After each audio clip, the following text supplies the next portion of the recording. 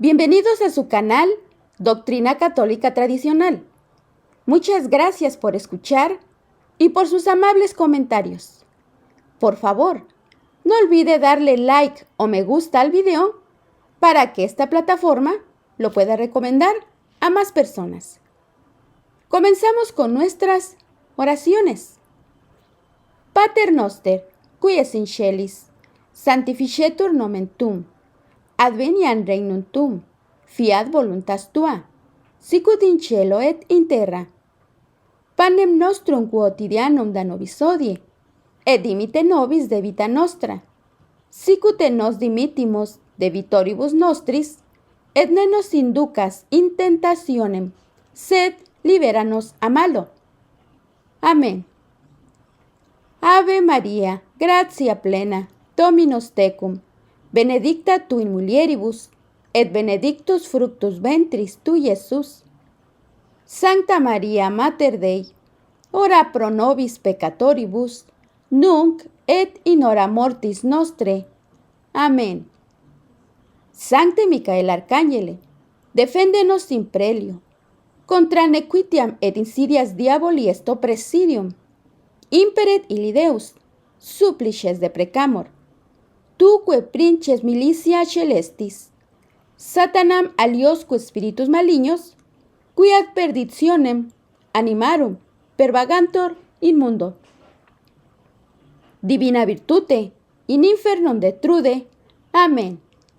Cor Iesus sacratitium, miserere nobis. Cor Iesus sacratitium, miserere nobis. Cor Iesus sacratitium, miserere nobis. ¿Existe el purgatorio? Es un tema de la Fraternidad Sacerdotal de San Pío X. En este mes de noviembre, la Iglesia nos invita a rezar por los difuntos. Después de haber celebrado a todos los santos del cielo, miramos con compasión a las almas del purgatorio. Pero, ¿qué es el purgatorio? ¿Existe? ¿Dónde está? ¿Qué sucede en este lugar? Agradecemos al Padre Luis Marie de la Fraternidad de San Pío X por responder a estas preguntas. ¿Es el purgatorio una teoría de los teólogos de la Edad Media? Esta es la clásica acusación de los cismáticos ortodoxos y de los racionalistas.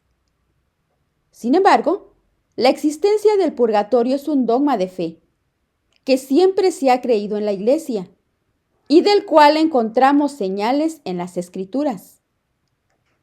En efecto, allí se mencionan las oraciones por los difuntos. Sin embargo, si los difuntos están en el cielo, no hay necesidad de rezar por ellos. Y si están en el infierno, tampoco. Ya que la permanencia en estos dos lugares es definitiva.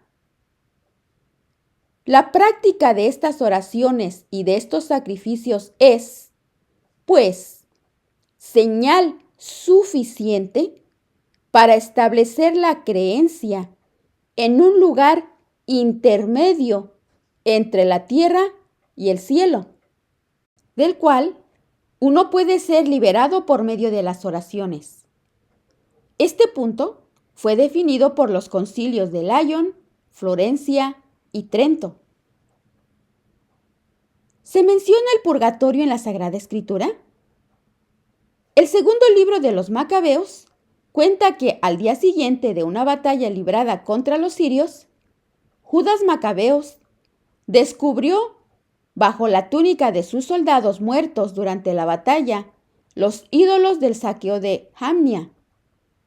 Esto era una violación de la ley de Moisés, y Judas juzgó que la muerte de estos hombres era un castigo de Dios. Todos se admiraron de la intervención del Señor, justo juez que saca a luz las acciones más secretas, y rezaron al Señor para que perdonara totalmente ese pecado a sus compañeros muertos.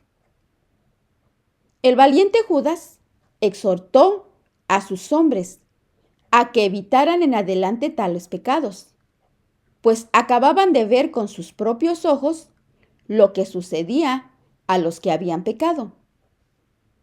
Efectuó entre sus soldados una colecta de dinero y entonces envió 12,000 dracmas de plata a Jerusalén, a fin de que allí se ofreciera un sacrificio por los pecados de los muertos.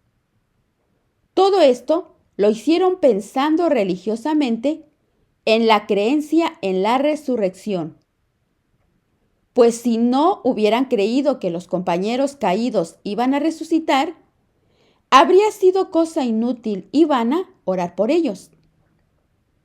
Pero creían firmemente en una valiosa recompensa destinada a los que mueren en la piedad.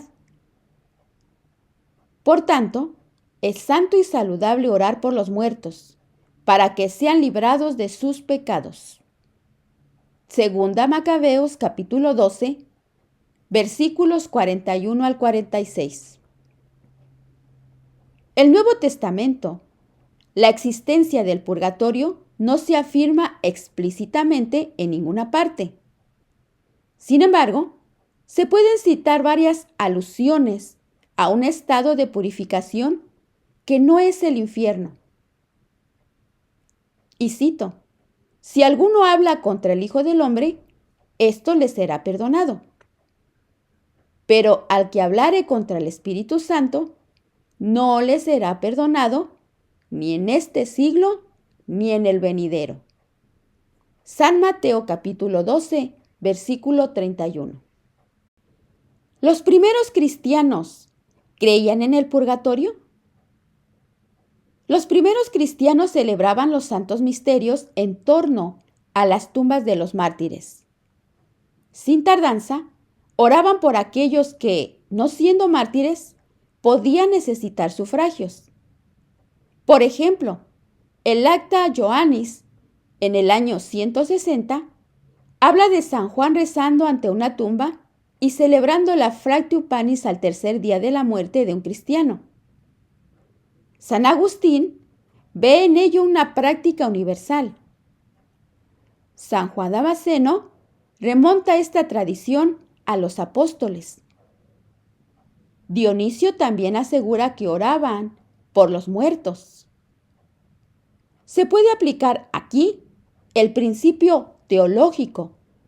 La ley de la oración es una regla de fe, porque es un testimonio seguro de la creencia común a toda la Iglesia. ¿Dónde está el purgatorio? Ni la Sagrada Escritura ni la tradición nos dan información precisa sobre este tema.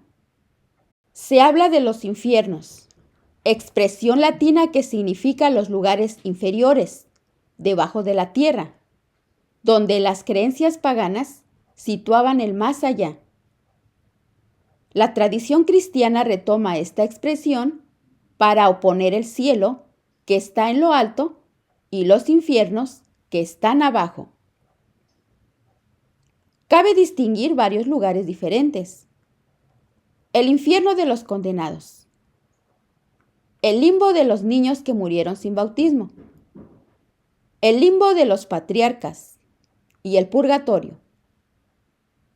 Pero, ¿son lugares propiamente hablando, ya que los que están allí están privados de sus cuerpos? La teología guarda un cauteloso silencio sobre este tema, señalando que la respuesta no tiene nada que ver con nuestra salvación. Si somos redimidos por los méritos sobreabundantes de nuestro Señor, ¿qué sentido tiene una mayor purificación? ¿Usted se ha preguntado? La satisfacción ofrecida por nuestro Señor en la cruz, por supuesto, más que suficiente para redimir todos nuestros pecados. Sin embargo, hay dos aspectos a considerar en el pecado. Por un lado, la desobediencia al Creador. Por otro lado, el apego desordenado a la criatura.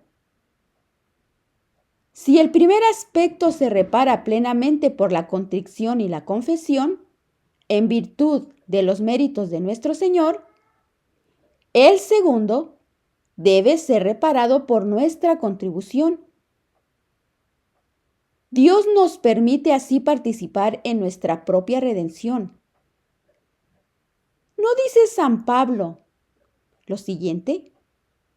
Y cito: ¿completo en mi carne lo que falta a la pasión de Jesucristo? En otras palabras, debemos expiar nuestro apego a las cosas de aquí abajo que impiden que Dios reine completamente sobre nuestra alma.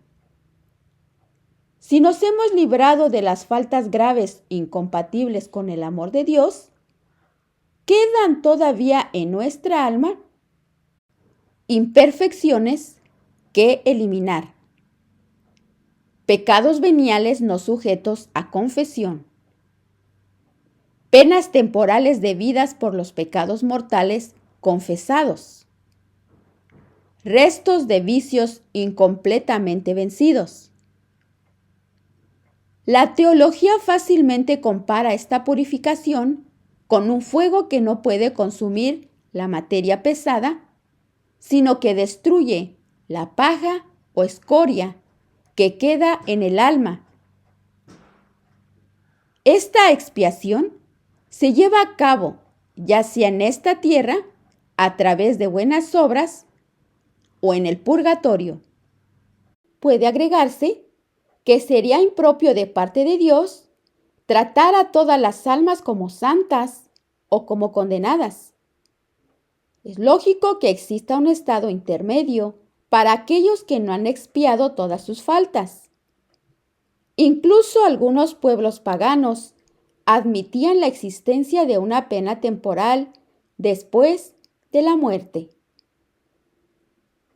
¿En qué consisten las penas del purgatorio? ¿Son muy duras? Hay dos tipos de pena del purgatorio: la pena de daño, el retraso de la vista de Dios; la pena de sentido, el tormento infligido por el fuego. El más mínimo grado de cualquiera de los dos supera el mayor dolor que uno puede soportar aquí en la tierra. Santo Tomás de Aquino, en su Suma Teológica, artículo número 3, enseña, y cito lo siguiente: nuestra alma, al final de esta vida, experimenta un violento deseo de unirse a Dios, porque ya no está limitada por el cuerpo y vislumbra la inmensidad de la felicidad del cielo. El tormento que experimenta por la pena de daño es entonces terrible y solo es atemperado por la certeza de que terminará. En cuanto a la pena de sentido, esta afecta directamente al alma en la sensibilidad que da el cuerpo y se siente tanto más vivamente. Sin embargo, las penas del purgatorio son muy diferentes a las del infierno, porque purifican las almas en lugar de castigarlas. Las almas del purgatorio poseen las virtudes de la esperanza y la caridad, a diferencia de los condenados. Tienen, por tanto, un gran deseo de unirse a Dios y aceptan la penitencia que se les inflige como medio de salvación. Siendo esta pena impuesta por Dios, no pueden aceptarla libremente, pues esto lo convertiría en un medio de mérito. La caridad no aumenta en ellas, pero, como disminuyen los obstáculos que le impiden producir su pleno afecto, la sienten cada vez más vivamente a medida que se acercan a la salvación. ¿Debemos ayudar a las almas del purgatorio? ¿De qué forma? Tenemos el deber de ayudar a los difuntos que esperan entrar al cielo. Primero, es un acto de caridad que concierne a las almas amadas por Dios. Segundo, estas almas pueden rezar por nosotros una vez que hayan entrado en el cielo. Tercero, a veces somos responsables de los pecados cometidos en esta tierra por los difuntos. Cuarto, debemos orar especialmente por nuestros seres queridos y nuestra familia. La Iglesia siempre ha dirigido sus súplicas por las almas de los difuntos de la manera más urgente y oficial. Está la oración, el memento de los difuntos, en el canon de la misa. Nos hace rezar todos los días para que los difuntos se encuentren en lugar de refrigerio, de luz y de paz. La misa es, por tanto, el primer y más eficaz medio para aliviarlas, mandando ofrecer por ellas el santo sacrificio o simplemente ofreciendo la comunión. La Iglesia les abre también el tesoro de las indulgencias. Finalmente, podemos ofrecer las grandes obras de la vida cristiana: la oración, el ayuno y la limosna, lo que se conoce como sufragios. La razón es que estas almas están unidas a nosotros por la comunión de los santos, es decir, por la unión en nuestro Señor por la caridad. Así como los miembros de un mismo cuerpo pueden apoyarse unos a otros, los miembros de la Iglesia pueden comunicarse entre sí una parte de sus méritos.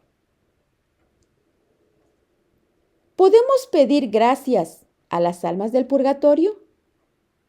Como mencionamos anteriormente, estas almas están unidas a nosotros por la caridad y pueden orar por nosotros. Dios, en su misericordia, les informa de las oraciones hechas por ellas o de las necesidades de sus seres queridos. Y una vez en el cielo, estas almas son ciertamente conscientes de ello. Sin embargo, ya no pueden conseguir ningún mérito. Y como nos señala Santo Tomás, están en un estado en el que necesitan nuestras oraciones más que orar por nosotros. Cabe añadir también que la Iglesia nunca les dirige oraciones litúrgicas. Por lo tanto, es posible rezarles, pero sin darles un poder superior a los santos del cielo.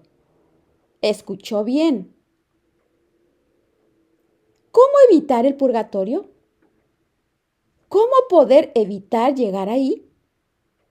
Bueno, todo cristiano debe evitar el purgatorio, no solo para evitar sus penas, sino también para cumplir la voluntad de Dios. Y cito: sed perfectos, como vuestro Padre Celestial es perfecto. Esto es posible preservándonos de las más pequeñas faltas y expiando por la penitencia los pecados por los que hemos obtenido perdón. Así sea. Santa María, ora pro nobis.